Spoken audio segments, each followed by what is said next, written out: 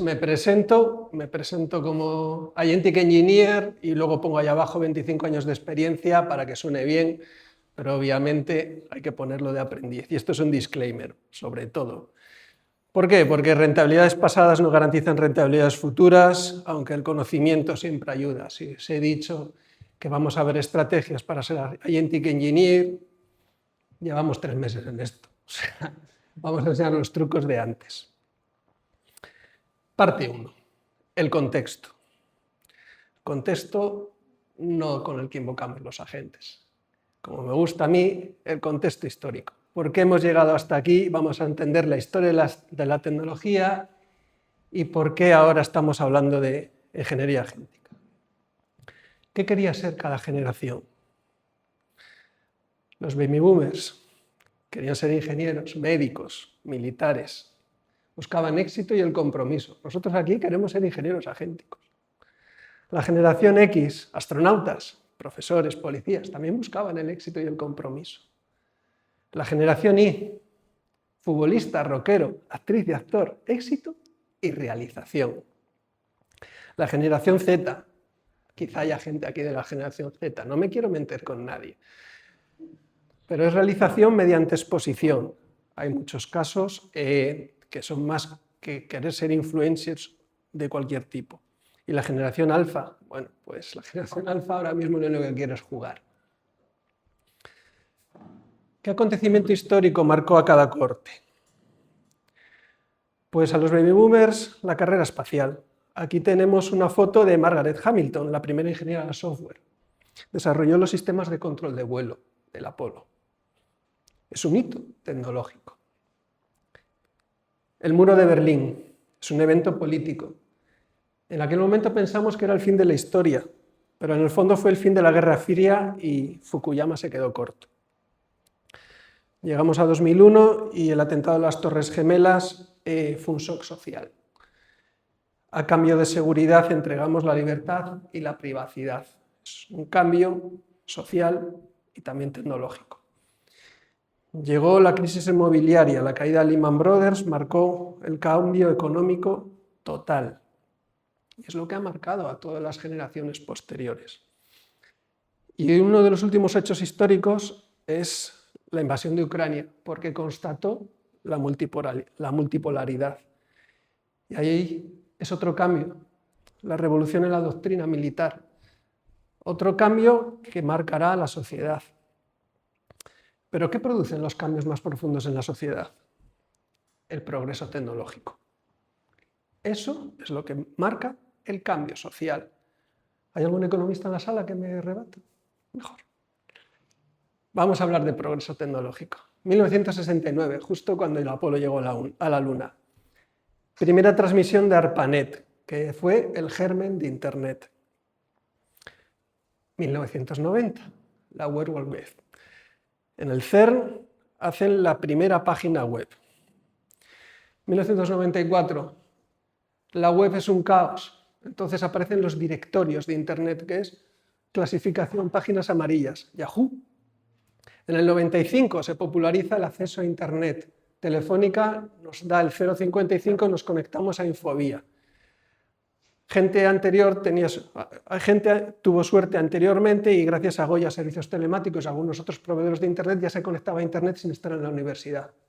Costaba. Hotmail en el 96, el primer correo web. Rapidísimamente lo compró Microsoft. 6degrees, la primera red social. 1997. 1998, el estándar Wi-Fi y la fundación de Google. 99, el estándar Bluetooth. 2000, el primer móvil con cámara en Japón. 2001, la Wikipedia. 2002, se populariza el P2P, el peer-to-peer, aunque los problemas de Napster y Metallica vienen de antes. 2003, Skype, primera voz con IP. Transmisión de voz por IP, popularizado. También lo compró Microsoft. ¿Tenéis Teams? Ahí está. 2004, Gmail, un cambio de paradigma en el correo. La fundación de Facebook. 2005, YouTube. 2006, la Nintendo Wii cambió las consolas, la forma de entender el hardware y la forma de hacer juegos. 2007, el iPhone, los teléfonos inteligentes. Maravillosa la presentación de Steve Jobs, os la recomiendo. Android en 2008, WhatsApp 2009. El iPad, que es noticia estos días, introdujeron en el mercado un producto nuevo, 2010. 2011, Instagram, y ya para, porque después de Instagram queda TikTok y... Parte 2, el transformador. Os he dado contexto, un montón de contexto. Vamos a hablar del cambio de paradigma. Esto no son los transformers, es el transformador, venimos a cambiar algo. ¿Cuáles son las mejoras que aportan estas tecnologías? Pues podríamos destacar estas tres. Un acceso inmediato a la información, la comunicación inmediata, personalizada, la burbuja de filtrado tan importante en los buscadores tanto como en las redes sociales. Ojo, que es distinto de la cámara del eco, que eso sí que es social. La burbuja de filtrado es individual. Hemos hablado de información, muchísima información, abundancia de información y escasez. Hablemos del tiempo. La economía de la atención, este es el cambio. Tiene nuestra atención. Disfrutamos de cierto entretenimiento, individualismo bestial. ¿Y cómo aprovechamos ese tiempo? ¿A uno y medio? ¿A 2 por? Este es el cambio. Velocidad. Velocidad, pero curiosamente, pasividad. Hemos consumido contenido a lo loco. ¿Cuánta información he soltado? ¿Era útil? ¿Relevante? ¿Le habéis dado un like? Reactividad. Emotividad. Claro, hay que ir ahí a lo que mola, dopamina. Lo importante, la calidad. La calidad de esa información. La exactitud. No era exacta la información que os di. El primer móvil con cámara no fue en el 2000. Lo que pasa es que el más popular sí. Fue en el 99. ¿Cómo no el LM? Profundidad. La verdad es que la información no era muy allá. Relevante, útil. ¿Qué tiene que ver esto con ser ingeniero agéntico? Vamos a verlo. Porque nuestra disciplina ha cambiado completamente. Vamos con datos. 2017. 8 ingenieros de Google hacen un paper que se llama La atención es todo lo que necesitas. Hablan de atención porque en 2014 otra persona se le ocurrió describir el modelo de atención con algoritmos intentando imitar la atención cognitiva humana. Y consiguió algo que cambió el aprendizaje profundo. Lo cambió tanto que en 2017 estas personas aplicando el modelo de atención descubren los transformers. Vale, los transformers son la base arquitectónica de los GPTs. Los transformers preentrenados generativos, 2018. Lo curioso es que estos 8 ingenieros de Google no hicieron GPTs en Google. Tarde o temprano acabaron montando sus propias startups y en 2018 los primeros que se ponen a trabajar con GPTs son otra startup, OpenAI, que estaba otras cosas. Perdón. Pasemos 2019, un año para olvidar, el COVID y demás, y no voy a seguir machacándoos con datos, porque la parte de datos ya la vimos. Saltemos a 2022. ChatGPT.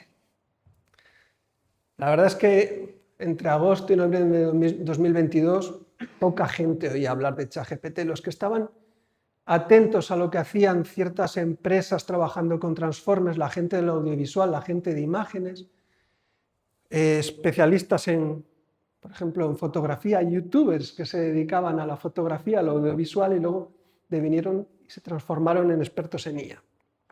Porque estaban en esas, aquellas ya.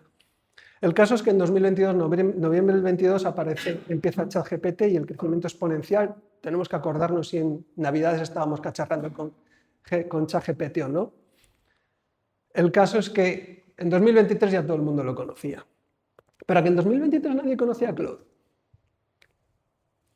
Bien. Claude fue el primer modelo entrenado por aprendizaje de refuerzo con feedback no humano. Yo no sé si es que no querían pagar a Scale AI o simplemente que descubrieron que ya que tenían una IA para hacer sus cosas, pues la usamos para entrenar y darle las recompensas a la IA que estamos entrenando. Se inventaron el Constitutional AI, que es una especie de carta magna en la cual le dicen cómo debería comportarse y es la que establecía los pesos. Al final, lo que consiguieron es entrenar a una IA sin tener humanos. Mientras tanto, hablamos de IA y en Europa la LIA, la Ley de Información de Inteligencia Artificial, el reglamento que se hizo no pensando en los LLMs y en las cajas negras, porque explicarlas es difícil, todavía estamos en ello. Y en 2025, pues como todo Dios usa ChatGPT, pues aparece el concepto del bytecoding, que ha hecho mucho daño, sobre todo a quien lo dijo, porque quien lo dijo le pasa el efecto Diógenes. Él no aboga por el bytecoding. Es más, él explica muy bien los ChatGPT Scarpati, tiene unos vídeos en YouTube estupendos. ¿Quién usa los GPTs? Pues todo el mundo. Todo el mundo usa los GPTs. Hasta mi abuela los usaría si tuviese abuela todavía. Perplexity, bastante gente. Yo creo que Google, el cambio que además lo acaba de dar hace poco en el buscador otra vez, un cambio a mayores, pues Perplexity lo usa todo el mundo para buscar. Manus, bueno, menos gente. Tendencia ahora, tenemos Nano Banana y Sora 2. Veremos las de la próxima semana. ¿Y quién usa Claude? ¿Aquí hay alguien que usa Claude? Sí, ¿no? Bueno, ya hay gente que está usando Claude. Hace tiempo que hay gente que usa Claude. Por ejemplo, todos estos. Y ahí tenéis la fuente. Esta vez sí que pongo fuentes. También tiene su truquito, ¿eh? Hay que entrar ahí y ver cómo es el filtrado y cuál es el tipo de clientela, o sea, para qué usa la clientela Claude. Pero sí, los modelos de Anthropic se usan en muchos otros servicios y pagan por ellos. Pero hemos venido aquí a hablar de ingeniería agéntica. ¿Cómo se programa con IA? Pues el lenguaje natural.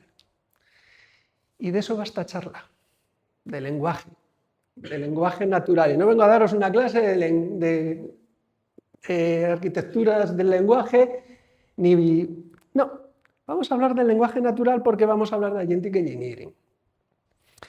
Y no es porque me haya dado a mí la gana. El 8 de febrero de 2023, Microsoft hace la presentación de lo que luego llamaría Copilot, pero en aquel momento llamaba Microsoft Bing Chat. Se había liado con OpenAI, habían hecho bueno, yo te doy capacidad de cómputo y tú a mí me permites usar tus modelos, y ya empezaron a enchufar los chat GPTs que ellos tenían, llamándolos ahora Copilot, por toda su suite y por todos los sitios. Es una historia muy interesante que luego iría para los SDKs, bla, bla, pero no vamos a tratarla. La frase importante aquí, aparte de unas cuantas perlas a la competencia diciendo que, a ver cómo, haciendo un análisis de las búsquedas, la frase más importante es que el nuevo interfaz hombre-máquina es el lenguaje natural.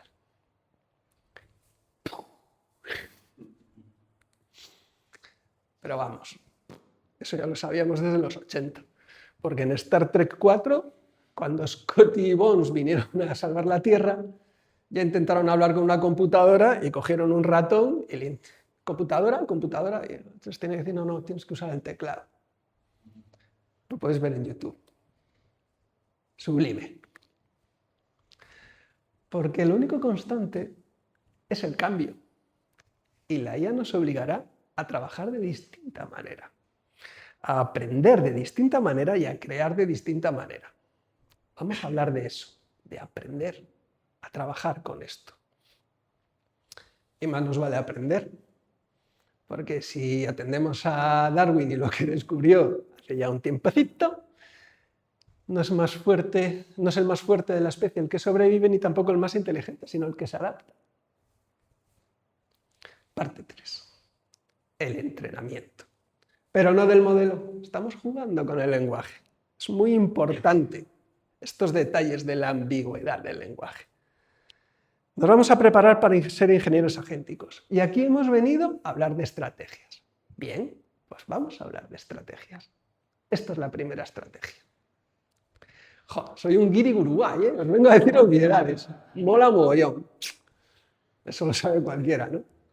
Bueno, vale, eso es para, si acaso me queréis contratar para una charla de gestión del tiempo. No, es broma. La realidad es esta. Y he puesto un piano, ¿vale? Un teclado, mejor dicho. Yo no conozco ningún pianista que sea cojonudo que no te haya dedicado horas y horas y horas a estudiar. Sin esfuerzo, no hay recompensa. Y esto se lo dedico a mi hijo porque dedica muchas horas a esto. Estrategia 2. Conócete a ti mismo.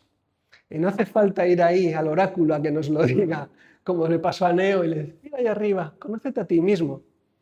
Bueno, hombre, desde hace 25 siglos, Sócrates ya se preocupaba por los niveles del saber. Y a sus discípulos les decía, solo sé que no sé nada. Porque es importante saber lo que sabes, lo que no sabes, y lo chungo es no saber lo que no sabes. Hablemos de las capacidades. Porque aquí hablamos de lenguaje y de cognición. Entonces, lo que puedo hacer tiene que ver con mis habilidades cognitivas. El cómo puedo hacerlo con el modo y el cuándo con la temporalidad. Eso tiene que ver con el proceso de adquisición del conocimiento. Estrategia 3. Siga los clásicos. Esta vez se lo dejo al discípulo de mi discípulo, a Aristóteles. Porque en la Ética Nicómaco, hace 24 siglos, explicaba al discípulo que tenía que fijarse en el qué, en el cómo, en el por qué y en el para qué. Si hubiese aquí un periodista en la sala, añadiría más preguntas, ¿no? Podemos llegar hasta 7, pero centrémonos en estas. Pero mejor en este orden. Mejor el por qué, después el qué, después el para qué y por último el cómo. Me gustaría hablar del cómo, pero hablaremos luego. Porque el orden tiene un sentido. Estoy jugando con el lenguaje. El orden tiene un sentido.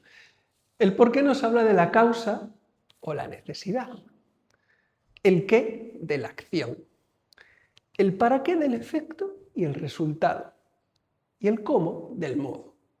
Decía que me gustaría hablar del modo, del cómo, porque como programadores creo que muchas veces nos centramos en el cómo. Es más, nos enseñan muchas veces a centrarnos en el algoritmo y en el cómo. Y nos perdemos todo el proceso de decisión y todo el proceso de construcción cognitiva y luego física.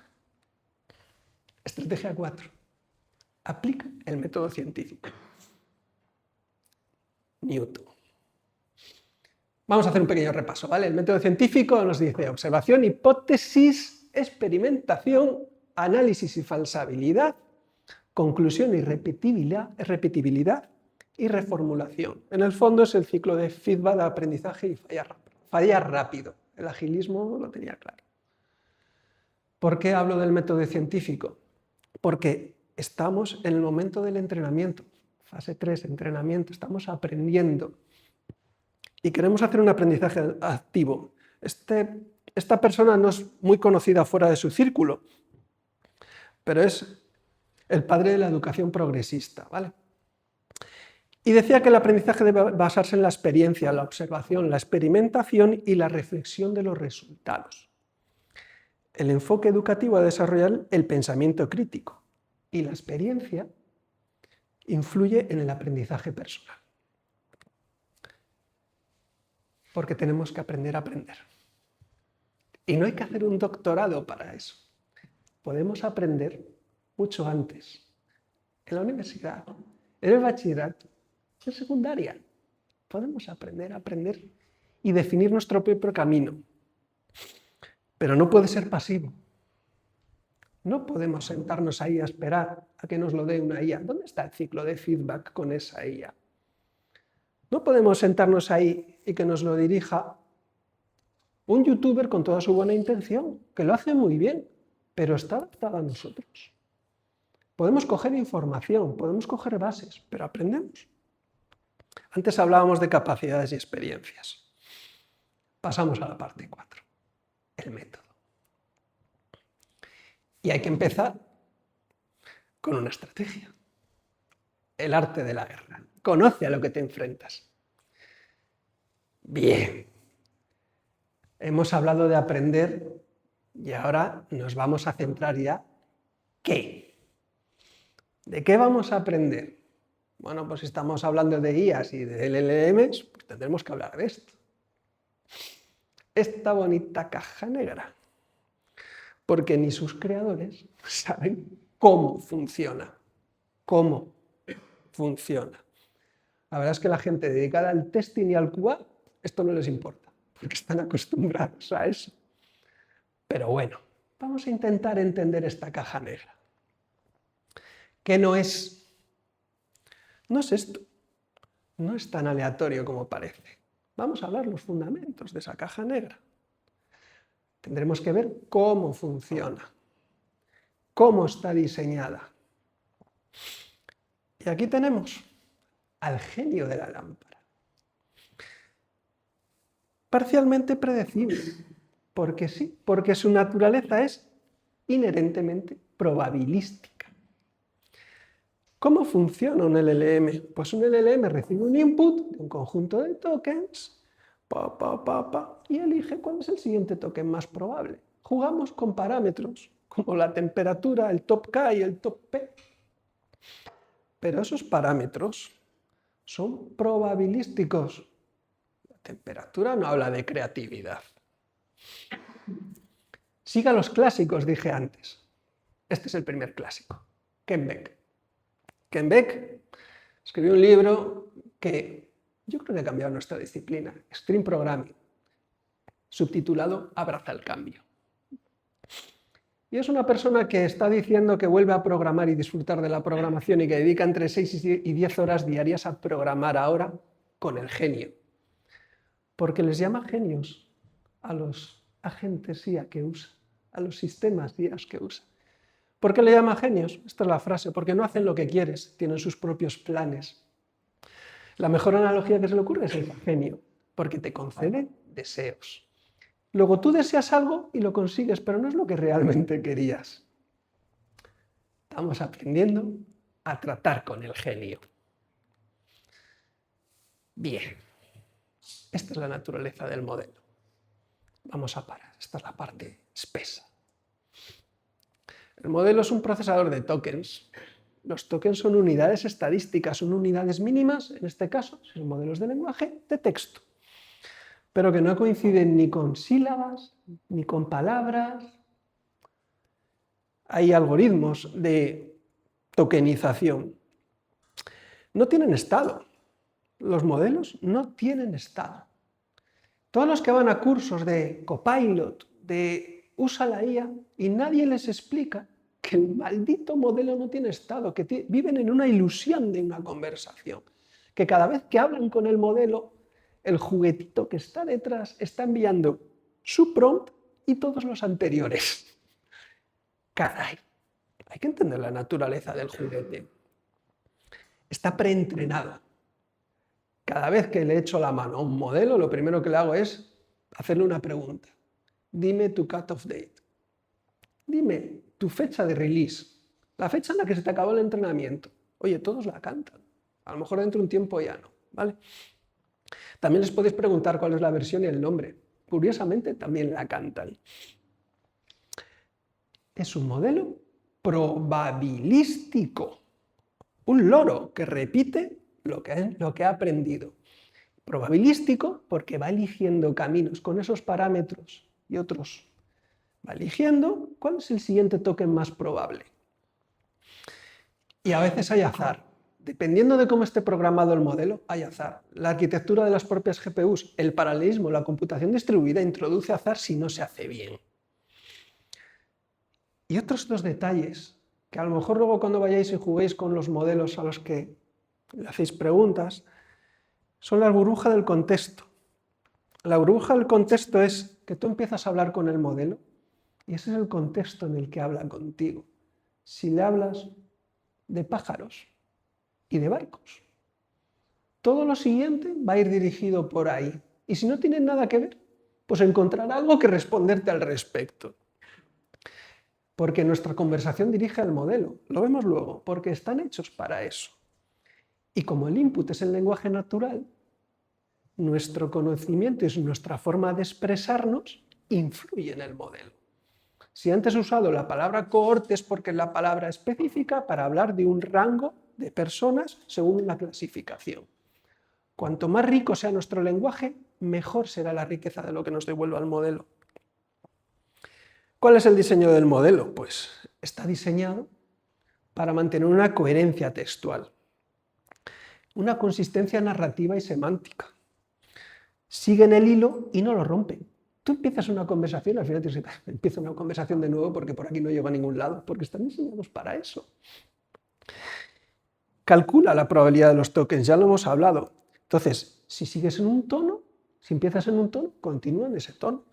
Una ideología o cualquier patrón que sea, continúa por ahí. La ventana contextual, si usas un modelo o la capa gratis, la ventana de contexto es muy pequeña. Si estás en una ilusión de conversación, ¿qué pasa? Pues que la parte de arriba de la conversación se ha perdido y de repente empieza a hablar. No tiene sentido. ¿Alguien ha probado a jugar un juego de rol con un modelo? Pasa eso. Se olvida de lo que pasó. Eso sí, son buenos haciendo de másters. Y hacen un refuerzo indirecto con nuestra interacción. Se va haciendo un refuerzo, porque no nos van a llevar nunca a la contraria. Tiene que ver con parte, con cómo es el entrenamiento. Entonces, sufrimos eso, efectos de confirmación, distorsión temática, falsa sensación de memoria y esa ilusión de afinidad. Tela, pero para otra presentación. ¿Qué no es? Pues un sistema antropomórfico, aunque nos lo quieran vender. Aunque nos digan que eso va a ser la inteligencia artificial general y que por ahí es el camino. No yo, muchos más albergan sus dudas, porque no razona. Luego hablamos de los modelos razonadores, ¿vale? Simplemente divide tareas en tareas más simples. Bien, es una estrategia, pero no es un proceso cognitivo. No reflexiona, no, evalúa él mismo la propia cadena de razonamiento que ha generado. No aprende. Eso es súper importante, porque está preentrenado. Tiene un pecado original este formato. Hemos pasado de, cuando se descubrieron los transformers, que por hiperescalado, por fuerza bruta, los rendimientos eran mucho mayores y eso parecía que hablaba, pero es un hardware. Es como un hardware que está construido y no puedes cambiar. No tiene creatividad cuando hablamos de la temperatura. Asume riesgos probabilísticos, busca cosas, pero creatividad no, porque no inventa nada nuevo. Importantísimo, no maneja conceptos por su propia naturaleza. Chomsky nos diría que no sigue una gramática universal porque no hace un análisis gramatical de los textos que se les pasan.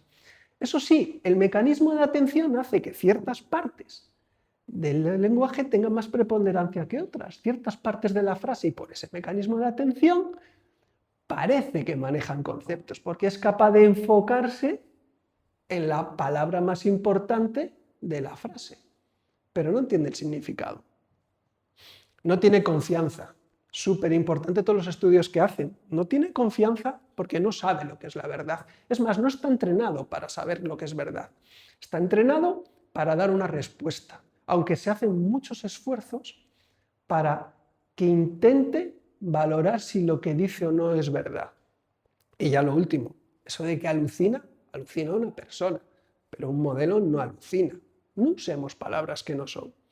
Simplemente busca y entrega, porque cuando se le entrena, si es capaz de coger, si le preguntas, por ejemplo, el ejemplo más claro, no saber una fecha de nacimiento. Cualquier entrenamiento sabe que si falla, dando una fecha, pues tiene una probabilidad de 1 a 365. Pero si no falla, o sea, si da un error diciendo no me sé la fecha, la probabilidad es 0 frente a 365. En el entrenamiento ya tiene claro que al menos una fecha tengo que dar, porque así es como estamos creando el modelo. Los links son para visitar, porque explican estas cosas. A veces les cuesta a la gente en las empresas explicar ciertas cosas porque va en contra del marketing que dirigen en otros lados, pero son interesantes. Al final tenéis el enlace del PDF de la presentación para seguir los links. Estrategia 7. Ya hemos pasado la parte dura, ¿vale? Sigue al científico o al ingeniero, pero al que te quiere vender algo, o el que vive de tu atención, pues oye, síguelo pero con precaución. Y sigamos a un científico. Premio Turing 2018, por algo que hizo en los 90. Las redes neuronales convolucionales. Que fue lo que dio origen a la visión artificial por computador. Este señor. Que luego llegaron los otros con el Pepper y empezaron a desmontar todo el aprendizaje profundo porque descubrieron que con los transformers conseguían otras cosas. Pero él tiene claro que la inteligencia artificial general no es algo inminente y no cree que se llegue con los LLMs. Él prefiere hablar de otra cosa. Esa misma visión la tienen otros, por ejemplo John Carmack, que es el creador del videojuego Doom, y todos esos videojuegos que disfrutamos en su momento porque se le ocurrió un algoritmo, ¿cómo? Que hacía la raíz cuadrada en 3 ciclos de reloj. Entonces, en un hardware muy sencillo, esa persona consiguió renderizar escenas 3D. ¿Por qué hablo de él? Porque ha fundado una empresa y está intentando entrenar IAs jugando a juegos de Atari. Interesantísimo. Hay muchos caminos, no sabemos cuál será el camino, pero parece que por los LLMs no llegamos mucho más allá. No llegamos tan allá que fijaros que hace un año nos hablaban que va a salir el último modelo y va a ser la inteligencia general artificial, y el último modelo famoso que salió lo único que tiene es un dispatcher para encaminarnos a modelos más baratos o no más baratos. Están cambiando el discurso. ¿Por qué? La realidad es que no trabajas con modelos, trabajas con sistemas más complejos. El modelo es uno de los procesadores de ese sistema. Dentro del sistema hay planificadores que internamente utilizan el propio u otros modelos para redirigir, utilizan otras herramientas que hacen análisis intermedios y al final tienes una ilusión de que hacen más cosas que el proceso cognitivo de atención sobre el input. Y el juego aquí ha sido el lenguaje. El lenguaje ambiguo. Llevo usando el lenguaje ambiguo desde el principio de la presentación. Unos habrán pensado en una cosa, otros habrán pensado en otra, o unos habrán descubierto los juegos, en otros momentos los juegos estaban más ocultos.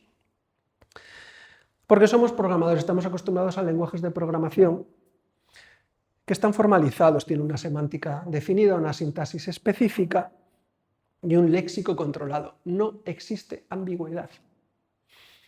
Mientras que el lenguaje natural es flexible, es ambiguo por naturaleza, es contextual, evoluciona con el tiempo. Y la interpretación de ese lenguaje requiere un conocimiento a veces cultural, fuera de la propia información que nos viene del lenguaje. Semántico, pragmático, incluso el lenguaje no verbal, que tanto forma parte de nuestras interacciones personales. Entonces, ¿qué pasa? Pues que hemos estado jugando con los conceptos, pero quienes más juegan con los conceptos son los que hablan de IA.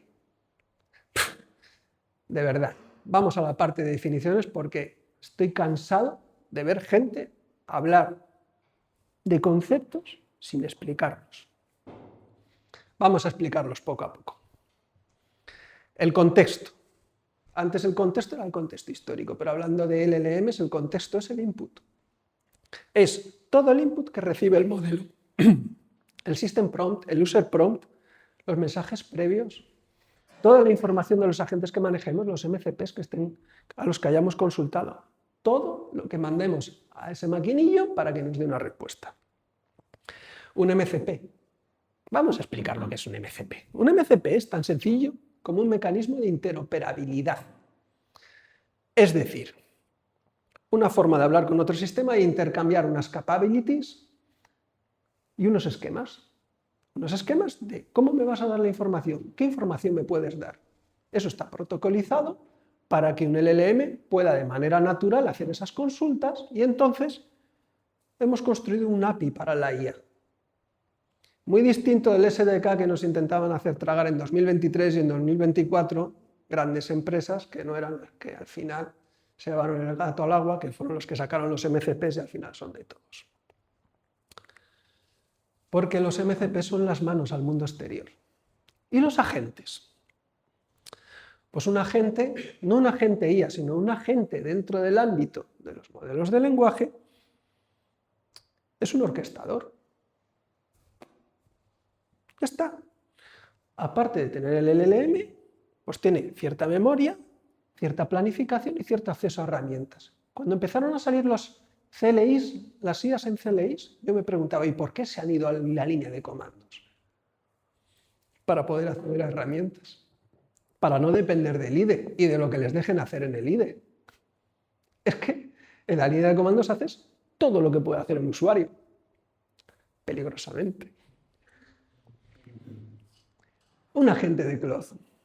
Pues para Claude, un agente es lo que luego hablamos de subagentes. Es un sistema especializado para tareas concretas, con un contexto, unos permisos y unas herramientas propias. Con los subagentes descomponemos el problema complejo en partes manejables y tareas que se pueden paralelizar. Una arquitectura modular. La conocemos ya de antes, siempre es lo mismo. La magia de esto es que no está en el modelo razonador. Un hook de Claude es un comando automatizado que se ejecuta antes y después de volver del agente para hacer ciertas verificaciones, validaciones, restricciones. Y la última palabra de marketing, un plugin. ¿Por qué los llamaron plugins? Pues esto salió hace una semana. Un plugin para Cloud Call es un bundle con las configuraciones predeterminadas de comandos personalizados, agentes MCPs y hooks. Nada más. ¿Para qué? Para poder trabajar de manera colaborativa utilizando los mismos workflows. Hablaremos de workflows luego. Me quedó comando sin definir. Mal, porque está la definición después de haberla utilizado. ¡Ah! ¡Cachis! Bueno, un comando es un alias de un prompt. En el fondo los usábamos ya en Linux. Pero bueno, en el Bash, anda que no hemos hecho alias. Parte 6. El ingeniero. Estamos en la zona de definiciones. Vamos a definir al ingeniero. ¿Qué es un ingeniero? Pues un ingeniero del software es aquel que controla la complejidad de los sistemas mediante la separación de responsabilidades, el diseño modular, la alta cohesión, la abstracción y el bajo acoplamiento. Unos principios que guían sus decisiones de diseño, arquitectura y desarrollo. Y lo hace tomando un enfoque empírico, basado en la iteración continua, la experimentación y el aprendizaje. Anda, el método científico. Para encontrar una mejora progresiva y soluciones que gestionan y luego además gestionar la incertidumbre y la evolución futura del sistema. Esto no me lo he inventado yo. Sigan los clásicos. Dave Farley. Os recomiendo el libro, Canela fina. En el fondo, es la definición anterior. La mejor definición que ha podido dar alguien sobre lo que es calidad. Facilidad del cambio. Porque no somos programadores que trabajamos solos. La programación es una disciplina colaborativa. A lo mejor para nuestro yo del futuro. Y no lo digo yo. Lo dice Martin Fowler, otro clásico. En su libro del año 99 ya, otro libro, Canela fina. dice que cualquiera puede escribir un código que la computadora puede entender, pero un buen programador escribe código que los humanos pueden entender. ¿Por qué me centro en esto? Porque, maldita sea, los agentes ahora también parece que leen como los humanos. Si el código está mal, el agente no puede hacer mucho. Entonces, el ingeniero del software ideal es el que maneja la complejidad, aplica el método científico, está enfocado en el aprendizaje continuo, abraza el cambio y acepta nuevos paradigmas como el que nos encontramos y conoce las herramientas y sus fundamentos. Estamos hablando de los fundamentos de esta nueva herramienta. Para ser buenos ingenieros, los mejores ingenieros, y fallar, hay que fallar, porque si no fallas es que no estás probando. E iterar de nuevo. Venga, llegamos al ingeniero agéntico. Definición. Un ingeniero agéntico es un ingeniero del software con una sólida formación técnica que comunica en lenguaje natural las decisiones de diseño del producto. Decisiones de diseño del producto. Y sigue un proceso estructurado para delegar. Porque delega el desarrollo de las implementaciones, ¿en qué? En un sistema basado en IA. En el fondo, el ingeniero agéntico es el mejor grupo para sus minions. ¿Y qué le queda al ingeniero agéntico? Pues ya lo dice el clásico, cuando hablaba del genio. Las habilidades de más alto nivel, la visión, la definición de objetivos, el lidiar con la complejidad. Eso es lo importante.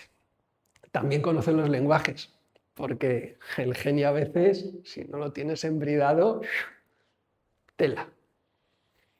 Al final las disciplinas se aunan. Esto es una licencia, ¿vale? Pero me gusta. Al final, lo que os dije antes, somos ingenieros de diseño de producto y lo encargamos a nuestros minions. Bien, estrategia 8. Ya vamos acabando. Sigue una metodología de investigación. Sabemos que tenemos que trabajar en lenguaje natural, que tenemos que expresarlo bien y que tenemos que trabajar con agentes. La palabra que ahora parece más preponderante, por la que vamos buscando y encontrando esos workflows, es dirigido por especificaciones. Porque no lo digo yo, lo dice mucha gente, incluido Dave Farley lo acaba de escribir. El código fuente ahora es la especificación. Con salvedades, ¿vale? Pero bueno, en el fondo sí. Ya no es que hagamos un prompt o un metaprompt para sacar el prompt, sino que estamos escribiendo ficheros. Programamos non-word en Markdown. Y estamos deseando que alguien saque un workflow que no nos lo tengamos que currar. Por eso han sacado los plugins. Con un marketplace, claro. ¿Cómo no? ¿Qué nos queda? Analiza tus procesos cognitivos y lingüísticos. Conócete a ti mismo. ¡Tachán! Me encanta. No le hagáis caso. Estoy harto de ver presentaciones que hacen esto. Por favor. Esto no sirve para nada. Vamos a hacerlo así, hombre. Los verbos del dominio cognitivo según la taxonomía de Bloom. Recordar, evaluar, sintetizar, analizar, aplicar, comprender y crear. No está muy lejos. Cuando vas a cognición en la Wikipedia está. Incluso cuando ves la entrada en español de la inteligencia artificial generativa, curiosamente también están. Pero por desgracia, la gente sigue hablando con ChatGPT y empieza a escribir, quiero que... Hombre, el genio no imagina, no inventa, no te descarga la cabeza. La cognición. La cognición es la facultad de procesar la información. La cognición consiste en procesos tales como el aprendizaje, el razonamiento, la atención, la memoria, la resolución de problemas, la toma de decisiones e incluso los sentimientos. Caray, los GPTs, atención sí, pero el resto nos lo hemos puesto alrededor a ver si funciona. El ser humano puede hacer todo eso. Somos Gru. Mantén una visión global. Ese paso atrás. Analizar. Hemos visto los fundamentos del juguete. Hemos hecho el análisis. Pues démonos cuenta de lo que está pasando. ¿Modelos razonadores? Sí, pero es una ilusión. Es una ilusión. Ellos mismos saben que hasta mienten y no pueden explicar por qué razonan. Y están descubriendo cosas que esto no encaja. ¿El workflow con agentes? Pues por ahora parece que es la dirección. Seguro que en breve sale otra cosa que se construye sobre lo que tenemos ahora y nos olvidamos del workflow. Pero ahora mismo la palabra mágica es workflow. Estado del arte. Ya sé que venís aquí a que os contase herramientas. Porque así ya tengo un juguete y ya lo hago. Bueno, pues la herramienta ya os la he contado. Aprender. Usar el lenguaje.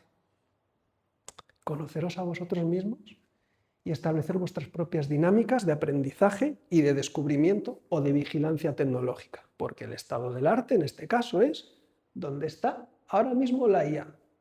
16 de octubre de 2025. Bueno, a la izquierda tengo cosas que tengo yo en el radar. Kiro está sobre Claude, pero bastante bien montado. Cuando salió, lo que pasa es que el tema de los tokens y que sacabas en la parte gratuita, a mí me tira para atrás, perdón.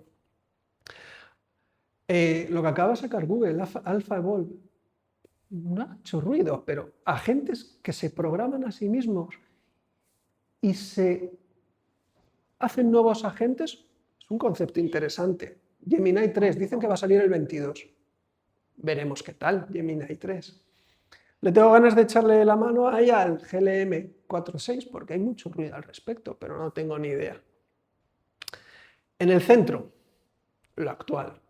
¿Queréis herramientas? Claude. Ya os lo he ido diciendo. Lo he ido diciendo. Esas son las herramientas ahora mismo. Claude. Pero claro, Claude, conforme van pasando los meses y cambian las políticas de Anthropic, antes los límites eran horarios, cada 5 horas, establecimos nuestros patrones para hacer 4 tandas de 5 horas en el día, pero nos han sacado los límites semanales. Vaya por Dios. Bueno, sacaron Haiku ahora, para ahorrar. Al final acabamos siendo no programadores que convierten café y pizza en código, sino gente ansiosa por sus tokens. Qué triste. A la derecha, el research, agentix.org. Gente organizada que, por ejemplo, sacó Cloudflow antes de que saliese Cloud Code 2.0, que copia las ideas de Cloudflow, que era un workflow por encima de Cloud, todas las versiones 1. Y como se van viendo que esto de los tokens y el cómputo cada vez se va a poner más caro porque las empresas estas están palmando dinero a las puertas, pues sacan Agentflow, que es con cualquier tipo de agente, contra OpenRouter, por ejemplo, y experimentos como Flow Nexus. Todo esto es de Agentix.org. Workflows que hay más por ahí. Por ejemplo, GitHub ya ha sacado uno, el Spec Kit. Un kit de especificación, pero bueno, podéis ir buscando. A mí me gustaría que me lo diesen hecho. Porque al final yo aprendí. Y currarme un workflow entero todavía no lo he hecho. Yo lo siento mucho, el disclaimer del principio. Pero bueno, hay que seguir los clásicos. Por ejemplo, el radar de ThruOutWorks. Martin Fowler va publicando cosas de su empresa, en la cual es Chief Architect Engineer, no sé, no me acuerdo qué, pero bueno, el asistente histórico de la empresa, y donde, por ejemplo, la Global Lead del desarrollo asistido por IA va publicando cosas. Este es de ayer, por ejemplo. Pero hay IA más allá de los LLMs. Ya os he contado antes los distintos experimentos. Ha hecho bastante ruido los SLMs, que son LLMs, pero no large, small, de 27 megas, entrenados para tareas específicas. Oye, parece que funcionan bastante bien. pero eso no se nota mucho porque, claro, todo lo que están invirtiendo, a ver a quién le hace gracia. La computación en el borde, no la computación en la nube. Veremos a ver qué pasa con los modelos del mundo, pero obviamente la aproximación es esa. Epílogo. Aprender en comunidad. Esta es la sorpresa. Hemos hecho una página, Ientix Versen Lab, donde ahora mismo lo único que hay es esta presentación y un canal de Telegram que lo acabamos de crear para el que quiera que vaya entrando y vayamos compartiendo lo que descubrimos, la vigilancia, lo que sea. Al final, con que cojáis el PDF de la presentación, tenéis el resto, ¿vale? O sea, el QR del PDF, que es el siguiente, que es ese de la izquierda. Y hasta aquí.